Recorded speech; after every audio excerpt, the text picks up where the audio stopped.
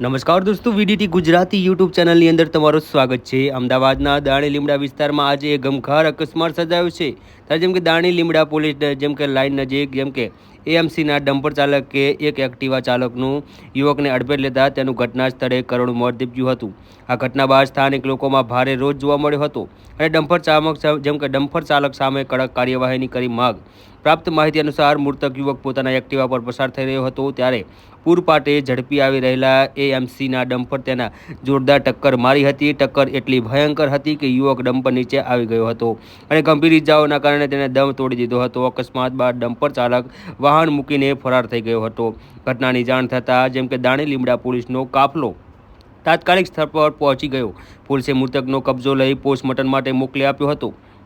પોલીસે ડમ્પર ચાલક વિરુદ્ધ ગુનો નોંધી વધુ તપાસ હાથ ધરી હતી। ટ્રાફિક પોલીસ સ્ટેશનમાં ડમ્પર ચાલક સામે બેદરકારીપૂર્વક વાહન ચલાવવા બદલ ફરિયાદ નોંધાઈ છે। પોલીસે આરોપીને પકડવા માટે ચક્રો ગતિમાન કર્યા છે।